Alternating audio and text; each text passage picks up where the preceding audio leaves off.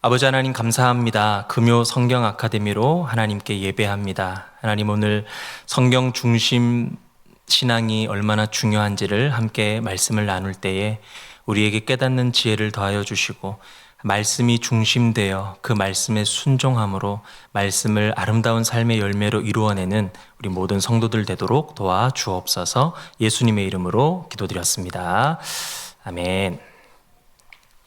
네, 오늘은 앞서 말씀드렸다시피 성경 중심 신앙의 중요성, 이미 잘 알고 계시겠지만 중요한 것은 반복적으로 나눠야 하는 것이기에 오늘도 이 주제를 함께 나누고자 합니다. 먼저 도입입니다. 영적 대홍수 시대의 역설이라는 주제로 말씀을 시작하려고 합니다. 오늘날 이 우리를 포함한 신앙인들은요, 역사상 그 어느 때보다 이 신앙의 콘텐츠의 대홍수 속에 살아가고 있습니다. 이 스마트폰 스크린을 딱 한 번 터치하는 가벼운 동작 하나만으로 전 세계 수준 높은 그런 신앙 자료들을 소비할 수 있게 되었고요. 또 기타 신앙생활을 돕는 여러 신앙의 자료들이 도처에 널려 있음을 우리는 보게 됩니다. 그러나 이러한 정보의 과잉 시대에서의 이 교회는요, 역설적이게도 이 영적 지식의 빈곤 현상을 보이고 있다라는 것입니다. 이 한국 기독교 목회자 협의회와 또 여러 문화 재단의 리서치 결과를 보면 이 현대 개신교의 대다수 약 72%의 사람들이 성경을 가르쳐 이렇게 생각한다는 거예요. 성경은 하나님의 말씀이자 내 삶을 바른 길로 이끌 수 있는 유일한 기준이 된다. 네, 맞는 말이죠. 그러니까 성경에 대한 올바른 가치관을 가지고 있다라는 것입니다. 그러나 그러한 고백들을 분명히 하지만 실제 그들이 일주일 동안 성경을 읽고 또 성경을 연구하는 평균 시간은 약 64분, 그러니까 하루 평균 9분 남짓에 불과하다라는 것입니다. 성도 4명 중에 1명은 일주일 동안 단 한 장의 성경도 스스로 읽지 않는 영적 지식의 빈곤 상태에 있다라는 것이죠. 그들이 성경을 읽지 못하는 이유들은 대동소이합니다. 의지가 약합니다. 습관이 안 되어 있습니다. 삶이 너무 바빠서입니다. 라는 이유들이 있습니다. 이는 이 현대 성도들의 이 성경의 가치에 대해서는 관념적으로 또 이론적으로 굉장히 긍정하면서도 실제 신앙의 삶 속에서는 성경을 철저하게 배제한 채 살아가는 그런 영적 문맹 상태에 빠져 있음을 말해 줍니다. 예일대학교의 윤리와 신학 교수였던 이 헬무트 리차드 리버 교수는요, 그의 저서인 미국의 하나님의 나라에서 이 당시 미국 교회를 휩쓸었던 이 자유주의 신학을 향해서 다음과 같이 평가를 했습니다. 진노가 없는 하나님이 십자가 없는 그리스도의 사역을 통해서 죄가 없는 사람들을 심판이 없는 천국으로 인도하였다. 바로 기독교 복음을 구성하는 가장 핵심적인 4가지 기둥이 무엇입니까? 하나님의 공의로운 진노, 하나님의 공의, 인간의 죄악, 그리스도의 대속의 십자가, 장차 임할 백보좌 심판, 그것을 완전히 배제해버린 당시 이 자유주의 신학의 이단성을 비판하고 있는 것이죠. 성도들과 신학자들이 더 이상 성경 자체를 진지하게 연구 내지는 상고하지 않고 인간 중심의 안락함과 또 정서적인 만족 그리고 주관적인 경험만을 복음의 자리에 대체해 놓았기 때문일 것입니다. 성경의 날카로운 율법과 책망을 거부하고요, 오직 인간의 자아를 위로하는 어떤 심리학적인 담론만을 추구한 결과가 바로 오늘날 영적 문맹의 자리에 놓여 있는 이 그리스도인의 무기력함임을 리차드 리버는 경고한 것입니다. 이러한 영적 문맹의 문제로부터 우리가 벗어나기 위해서 우리는 초대교회의 사역을 한번 그들의 사역 방식을 되돌아보아야 할 것입니다. 사도행전 17장 2절과 3절 말씀을 보시면 사도 바울이 이 선교 현장에서 가졌던 영적인 원칙이 나타납니다. 다 같이 한번 읽어보겠습니다. 시작. 바울이 자기의 관례대로 그들에게로 들어가서 새 안식일에 성경을 가지고 강론하며 뜻을 풀어 그리스도가 해를 받고 죽은 자 가운데서 다시 살아나야 할 것을 증언하고 이르되 내가 너희에게 전하는 이 예수가 곧 그리스도라 하니. 바울은요, 이 사람들의 종교적 감수성을 자극하여서 어떠한 일시적으로 눈물을 짜내거나 또 신비주의적인 이정만을 앞세워서 군중들을 선동하는 사역을 하지 않았습니다. 그의 사역의 원칙은 오직 이 성경, 하나님의 말씀을 가지고 세 가지 강론하고 뜻을 풀어 증명하는 것이었습니다. 강론했다. 여기서 디알레고마이라는 단어인데요. 논쟁하고 대화하는 것이에요. 하나님의 말씀을 중간에 두고 그것으로 논쟁도 하며 서로 대화하며 말씀을 알아가는 것이죠. 그리고 디아노이고라고 하는 뜻을 풀다라는 단어는 닫힌 것을 완전히 열어 젖히다라는 뜻을 가집니다. 그러니까 하나님의 신비로 닫혀있는 주의 말씀이 주의 나중에도 나누겠지만 주님의 성령의 은혜를 통해서 영안을 통해서 그 말씀이 확 열려서 그 말씀을 흡수하는 빨아들이는 그죠? 그리고 증명 파라티데미라는 단어인데요. 증거를 눈앞에 차려놓다라는 뜻입니다. 그러니까 그 하나님의 말씀이 왜 이러한가를 분명하게 증명해내는 일련의 과정들을 그들의 사역 가운데 충분하게 이루어갔다라는 것이죠. 기독교 신앙은요, 맹목적인 신념이 아니라 기록된 하나님의 말씀을 기반으로 지성과 영성이 결합하여 일어나는 영적 설득과 논증의 열매라고 하는 것입니다. 따라서 교회가 마주한 이단적인 미혹과 어떠한 윤리적 타락, 번영신앙의 기환을 이겨낼 유일한 대안은 다른 것이 없습니다. 바른 성경 중심 신앙을 확립하여서 영적 문명으로부터 벗어나는 길밖에 없습니다. 왜 성경 중심 신앙이어야 하는가를 다시 한번 말씀드릴 때 성경은 하나님의 숨결이 담긴 기록된 자기 계시이기 때문입니다. 우리가 기독교 신앙 안에서 우리가 신학을 논할 때요, 가장 먼저 부딪히는 근본적인 의문이 있습니다. 과연 이 피조물이고 또 죄인인 이 인간이 창조주이시며 초월자이신 하나님에 대한 참된 지식을 가질 수 있을까라는 질문입니다. 이에 대해서 성경은 명백하게 대답합니다. 인간 스스로의 힘으로는 하나님을 전개할 수도 없고 측량할 수도 없다. 욥이 고백했듯이 전능자는 인간의 이성 안에 갇혀 있는 분이 아니기 때문이다. 인간은 창세기 3장의 범죄 이후에 하나님을 아는 지식이 왜곡되고 제한되었다라고 성경은 명백하게 우리에게 증명하고 있습니다. 그러나 그럼에도 불구하고 인간이 하나님을 알 수 있는 유일한 통로가 열렸는데 하나님께서 친히 자신을 낮추어 우리에게 허락하신 이 자기 계시가 존재하기 때문입니다.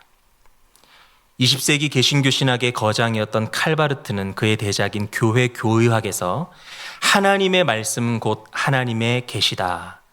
하나님은 말씀하시는 분이시고 말씀하심으로 자신을 드러내신다.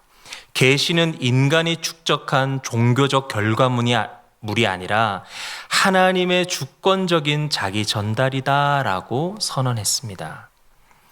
계시는요, 인간이 명상이나 어떠한 철학적인 사유를 통해서 도달하는 정상이 아닙니다.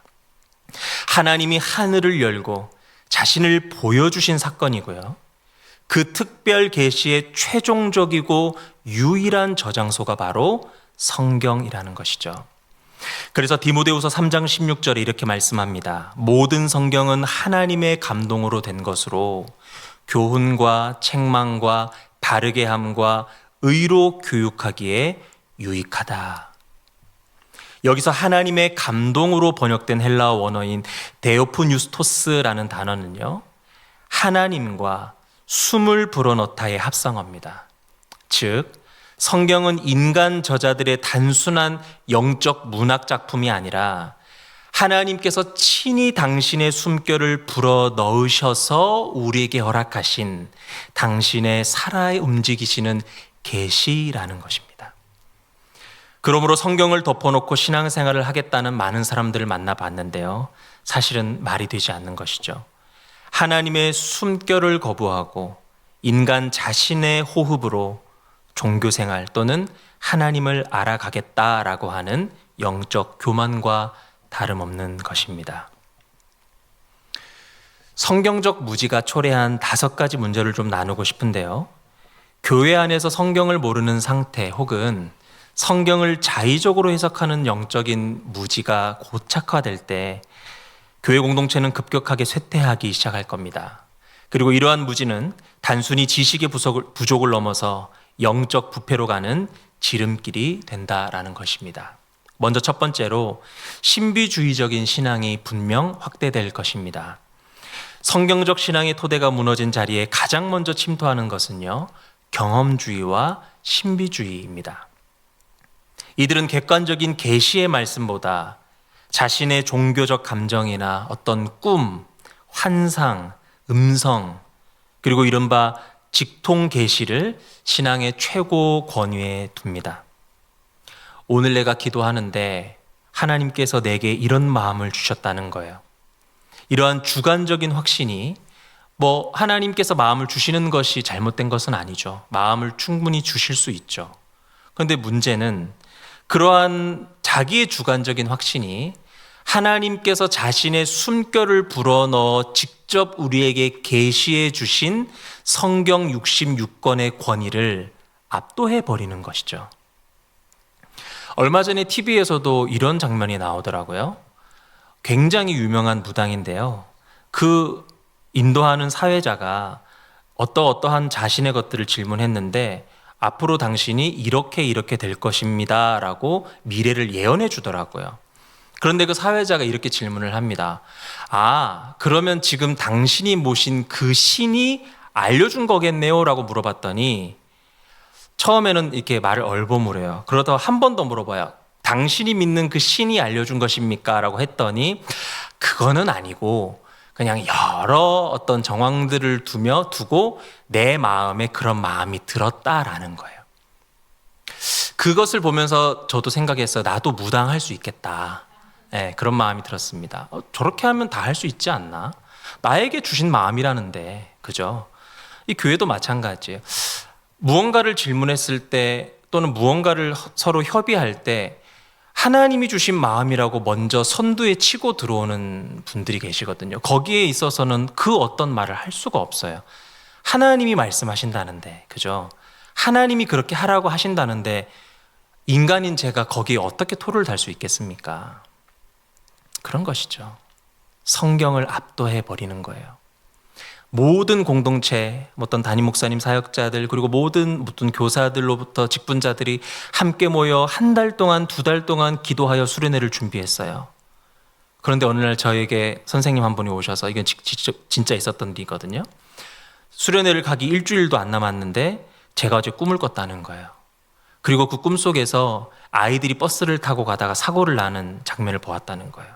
그러면서 그땐 제가 전도사였으니까, 전도사님, 제가 학원 교사인데 우리 학원에 다니는 아이들만 제가 보내지 않겠습니다라고 얘기했어요. 하나님이 꿈을 통해 자기의 그런 마음을 주셨다는 거예요. 그래서 어떻게 했겠습니까? 다 취소했어요. 다. 모든 사람들을 다 외부로 가는 수련회였는데 가지 않고 그때 안에서 수련회를 했는데, 그것을 제가 허용하는 순간 이것이 꼬이겠더라고요. 허용하는 순간부터 이것이 뭔가 습관화가 될 것 같더라고요. 그래서 당신의 그 어떠한 마음과 감정으로 인해서 취소하는 것이 아닙니다. 이것은 그냥 여러 가지 상황들로 봤을 때 멈추는 것이 지혜로운 결정인 것 같습니다 라고 해서 했던 그런 경험들이 있습니다. 참 골치가 아픕니다. 이는 교회사에서 이단으로 정죄받았던 이 몬타누스주의를 생각하게 합니다. 2세기 후반 소아시아에서 시작된 이 몬타누스 운동은요, 이 본래 초대교회의 이 순수성과 또 역동성을 회복하려는 선한 의도로 출발을 했습니다. 교리적으로도 이 공교회의 신조와 크게 다르지 않았고요. 그러나 창시자였던 이 몬타누스와 두 여성 예언자, 이 프리스킬라와 막시밀라라고 하는 두 예언자가 있었는데요. 갑자기 이렇게 얘기하는 것이죠. 성령이 우리를 통해서 직접 말씀하신다라고 직통계시를 주장을 하는 거예요. 그리고 자신들의 예언을 성경 말씀과 동등하거나 또 그 이상의 권위로 격상시키고요. 그러면서 몬타누스 운동이 급격하게 변질되기 시작합니다. 그들은 후에 극단적인 시한부 종말론과 또 반성경적인 금욕주의로 치닫게 되고 결국 그 집단과 공동체를 분열과 파멸로 이끌게 된 것이죠. 하나님은 예레미야 선지자를 통해서 자기 주관적인 환상과 자기 주관의 꿈을 여호와의 말씀이라 사칭하는 자들을 향해서 하나님은 경노하십니다. 예레미야 23장 28절 말씀을 보면 여호와의 말씀이니라 꿈을 꾼 선지자는 꿈을 말할 것이요 내 말을 받은 자는 성실함으로 내 말을 말할 것이라 겨가 어찌 알 것과 같겠느냐라고 말씀하십니다. 주관적인 감정과 직통계시는 바람에 날아가는 영양가 없는 겨에 불과하며 오직 객관적으로 기록된 하나님의 말씀, 하나님의 계시로 지어진 이 하나님의 말씀만이 생명을 낳는 알곡이라 말씀합니다. 성경의 충분성과 권위를 훼손하는 모든 신비주의는요, 이처럼 교회를 무질서와 또 파멸로, 분열로 이끄는 영적 사기극이라 할 수가 있습니다. 두 번째, 번영신학과 기복주의 신앙으로 이끌고 갈 수 있습니다. 축복 개념을 왜곡합니다. 성경을 올바른 신학 안에서 거시적으로 학습하지 못할 때 기독교는 샤머니즘과 기복주의로 전락합니다.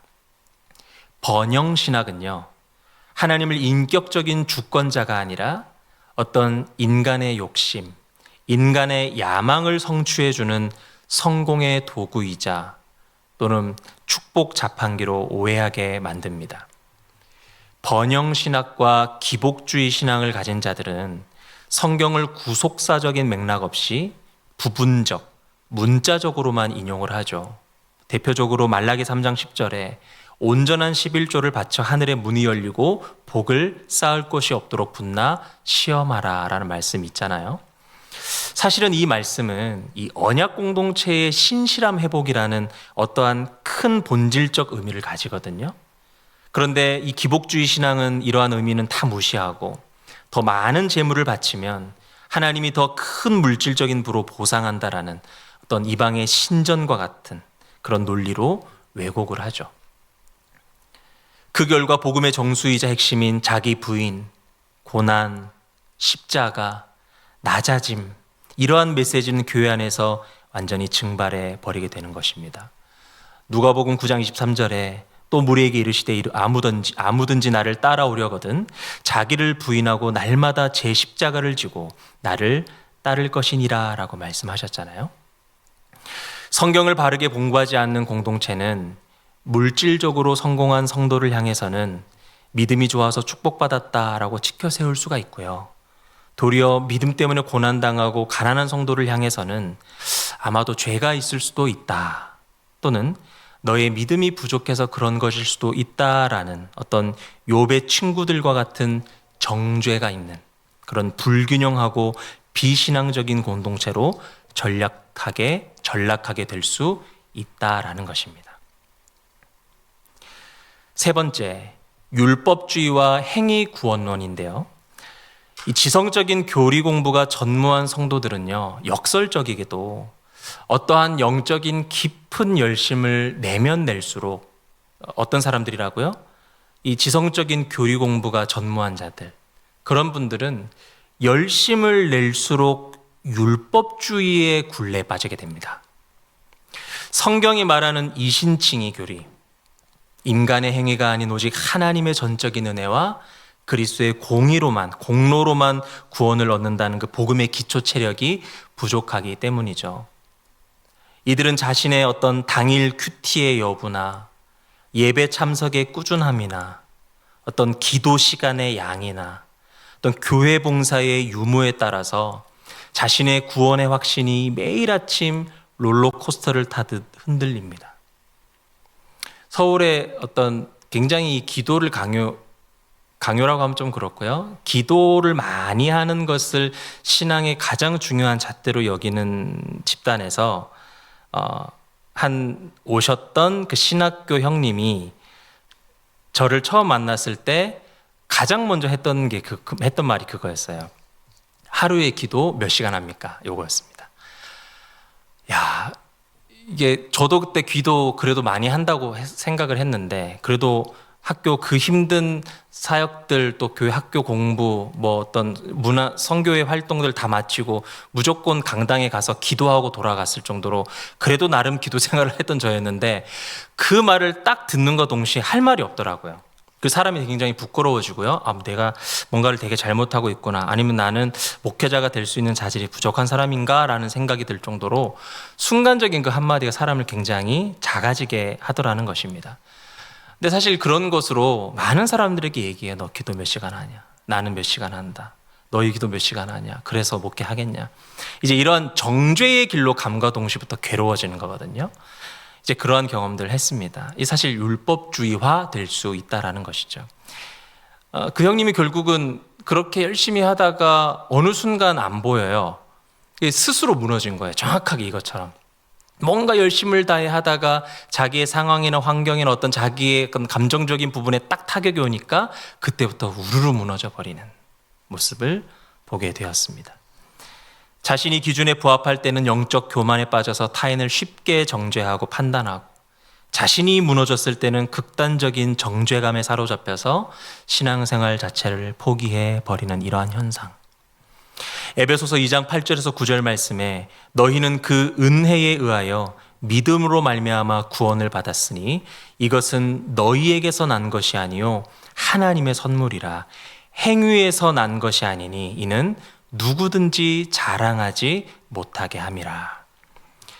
정확한 교리적 구원론을 학습하지 못한 열심은요, 결국 자기도 죽고 남도 죽이는 이 서기관과 바리사인의 독설이 될 뿐입니다. 네 번째로 이단 교리에 대한 무분별한 수용이 있을 수 있다라는 것입니다. 이 현대 정통 교회 간판을 달고 있는 수많은 목회자와 성도들 중에는요, 안타깝게도 본인의 설교와 또는 신앙 형태가 극단적인 은사주의나 또는 신사도주의 운동을 배경으로 하는 것이라는 그 사실조차 스스로 인지하지도 못한 채 이를 수용하여 전달하는 경우가 생각보다 많습니다.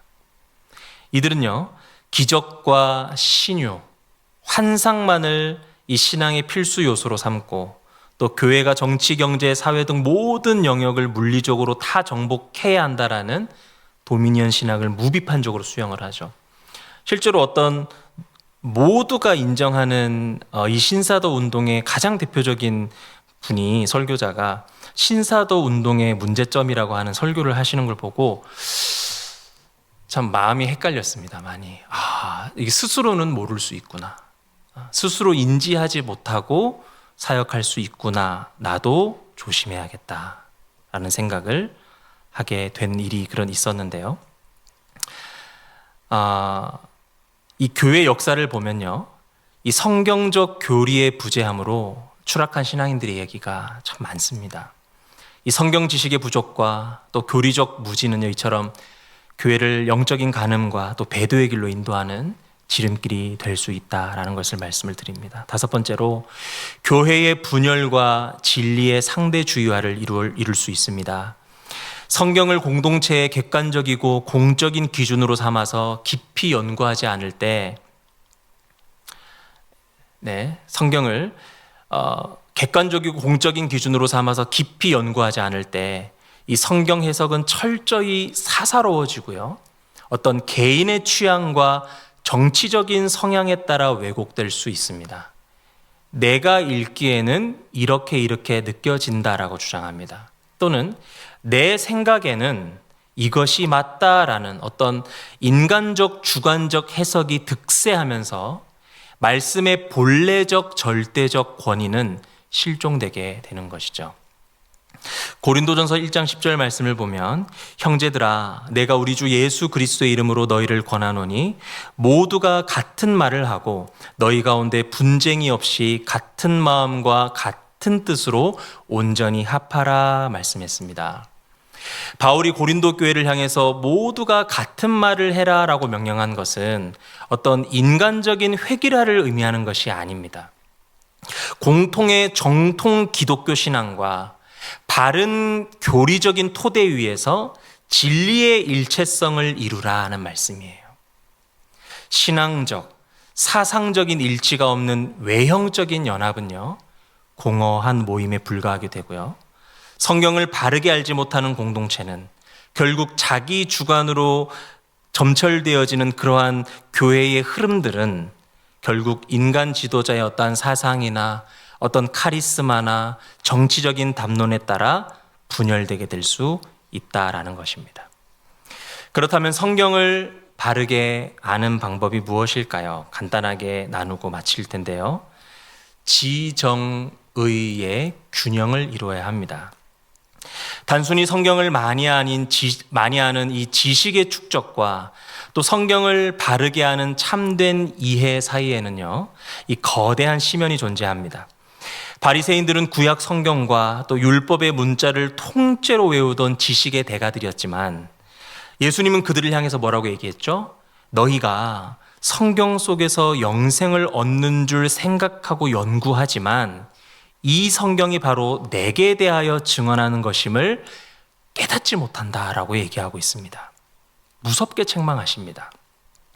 그러므로 우리는 성경을 바르게 알기 위해서 전인격적 지정의의 신앙의 균형을 이루어야 한다는 것입니다. 우선 지가 무엇입니까? 지성이죠. 성경을 상고하고 이성적으로 정돈하는 과정이 있어야 합니다. 한국교회 성도들이 성경을 대할 때 가장 흔히 범하는 오류 중에 하나가 있죠. 성경을 오직 정서적이고 어떤 주관적인 묵상의 대상으로만 한정짓는 것입니다. 시편 1편 2절 말씀처럼 주야로 율법을 묵상하는 것은 사실 신앙의 정서적 양육을 위해서 대단히 중요한 일입니다. 그러나 묵상에만 치우친 신앙은요, 주관주의의 늪에 빠지기 쉽다라는 것입니다. 성경은 묵상의 대상일 뿐만 아니라 지적이고 체계적인 분석과 또 검토의 대상, 즉 상고의 대상입니다. 사도행전 17장 11절 말씀을 보면 베레아에 있는 사람들은 데살로니가에 있는 사람들보다 더 너그러워서 간절한 마음으로 말씀을 받고 이것이 그러한가 하여 날마다 성경을 상고했다라고 기록합니다. 여기에서 등장하는 상고하다의 헬라어인 이 아나크리노는요, 고대 헬라 사회에서 법정의 판사가 피고인의 진술을 조사하고 수많은 증거 자료를 일일이 대조하며 논리적으로 객관적인 결론을 도출할 때 사용하던 엄밀한 사법 용어였습니다. 이 베레아 성도들은 당대 최고의 사도였던 이 바울의 설교를 들을 때조차 우리 바울 사도님이 말씀하시니까 무조건 믿자, 어떤 이러한 식의 맹신을 하지 않았습니다. 그들은 바울의 메시지가 구약 성경의 본래 문맥과 일치하는지, 하나님의 구속사적인 흐름에 부합하는지 매일 밤 성경을 펼쳐놓고 아나크리노를 감행했다라는 것이죠. 사실은 설교자로서는 굉장히 피곤한 성도들이긴 해요. 이렇게 앞에서 설교자가 설교를 했는데 맞나 틀리나 이렇게 현미경 보듯이 아나크리노 하면은 힘들긴 하겠지만 어찌됐건 그 본 자세, 하나님의 말씀을 향한 심도 있는 열정을 말하고 있는 것 아니겠습니까? 반면 사두개인들이 부활이 없다면서 모세오경의 문자를 가지고 예수님을 함정에 빠뜨리려 할 때 예수님께서 그들을 향해 마태복음 22장 29절에 너희가 성경도 하나님의 능력도 알지 못하는 고로 오해하였도다라고 했는데요. 여기서 오해하다라고 번역된 이 플라나오라는 단어는요, 단순한 정보의 오인이나 가벼운 착각 정도를 뜻하지 않습니다. 이 단어가 어디에 또 쓰이냐면 사탄이 온 천하를 꿰어낼 때, 계시록 12장에, 그리고 거짓 선지자가 성도들을 미혹할 때, 마태복음 24장에, 그때 사용됐던 단어로서 올바른 궤도에서 완전히 이탈하여서 영적 사망과 파멸을 향해 방황하다라는 치명적인 의미를 내포하고 있습니다. 성경을 문자적으로 혹은 표면적인 지식으로만 파악하고 구속사적인 문맥과 하나님의 신적인 의도를 신학적으로 공부하지 않는 자들은 아무리 성경을 많이 읽어도요, 결국 사두개인들처럼 진리에서 완전히 이탈하여 사망과 파멸을 향해 방황하게 되는 것입니다. 두 번째는 정입니다. 하나님의 은혜와 사랑에 대한 인격적 깨달음, 감격을 말하는데요. 저도 그런 적이 있었던 것 같아요. 신학교를 가니까 머리에 들은 건 많아요. 그런데 이 정이 부족했을 시기가 있었어요. 굉장히 사람이 냉철하고 뭔가 차갑게 느껴지죠.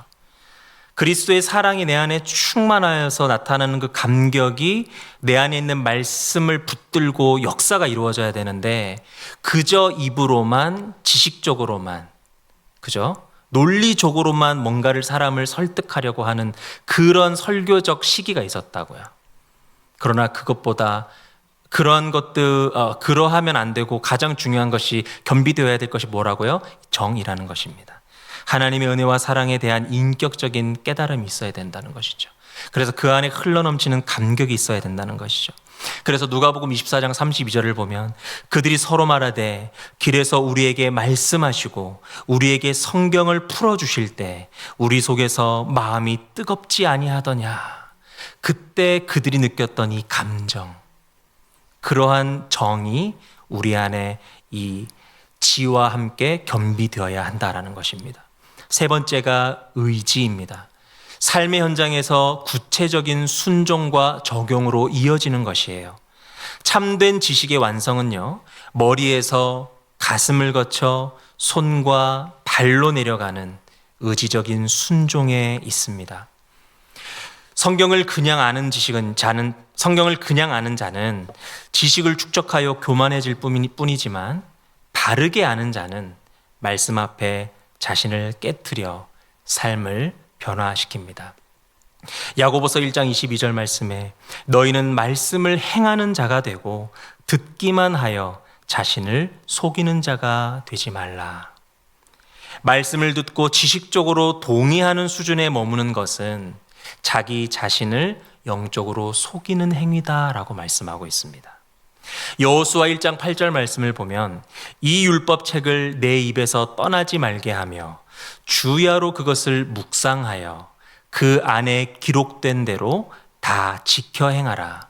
그리하면 내 길이 평탄하게 될 것이며 내가 형통하리라.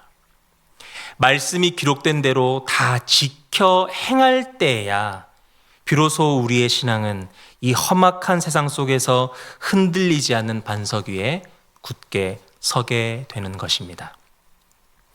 그리고 성경을 바르게 아는 방법 두 번째, 너무나 중요합니다. 이 정과 비슷한 내용인데요. 성령의 조명하심이 있어야 합니다.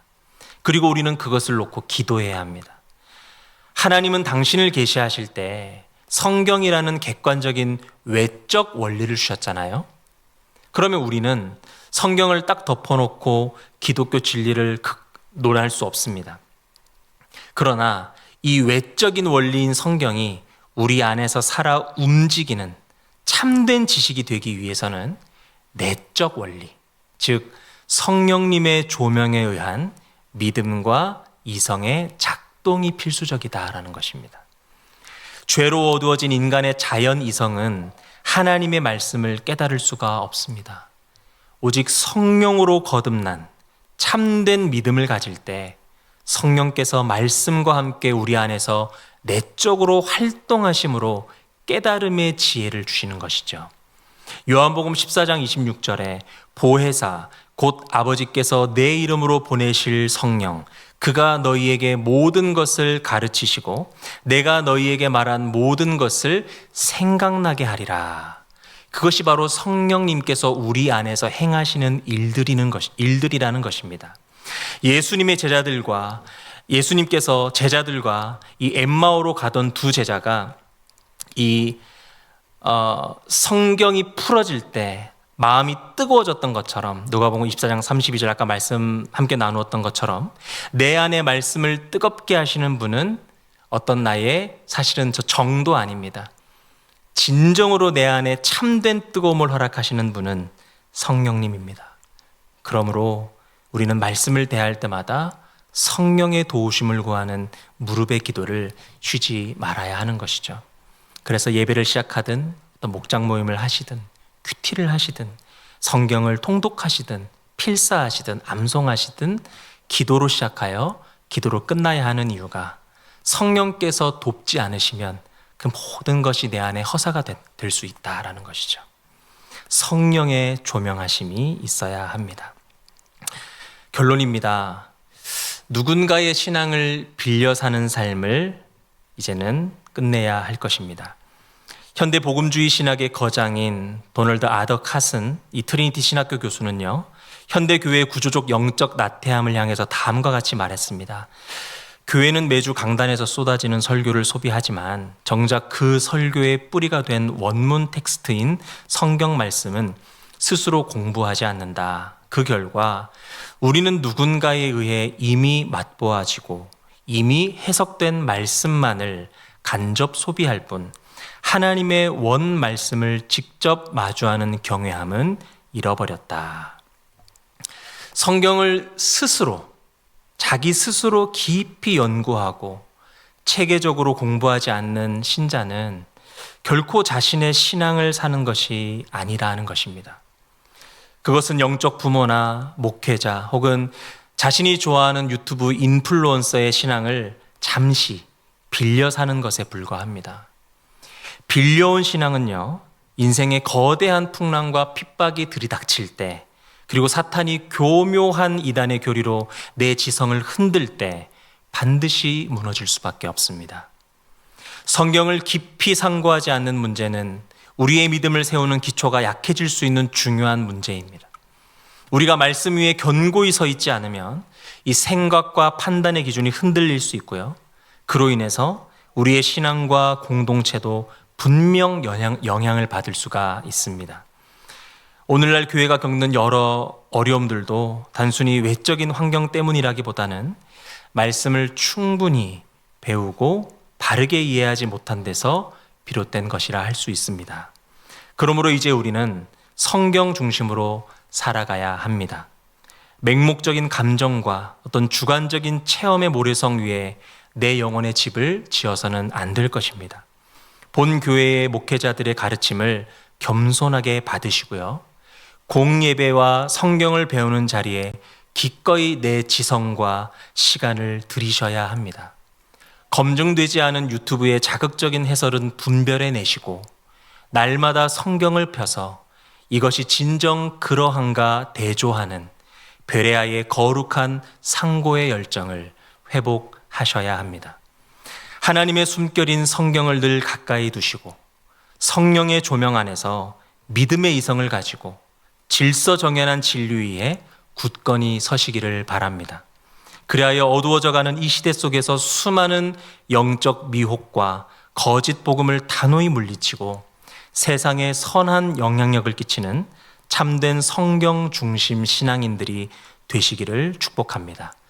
마지막 핵심 말씀을 함께 읽고 마치겠습니다. 디모데후서 2장 15절입니다. 시작. 너희는 진리의 말씀을 옳게 분별하며 부끄러울 것이 없는 일꾼으로 인정된 자로 자신을 하나님 앞에 드리기를 힘쓰라. 아멘. 기도하시겠습니다. 하나님, 말씀 중심의 신앙, 말씀 중심의 삶이 중요함을 말씀을 통해 나눌 수 있도록 은혜 주심에 감사합니다.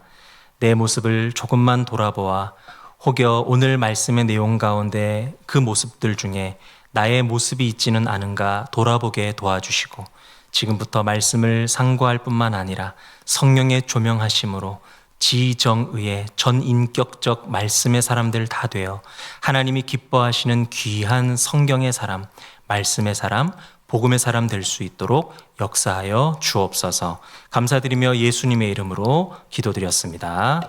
아멘.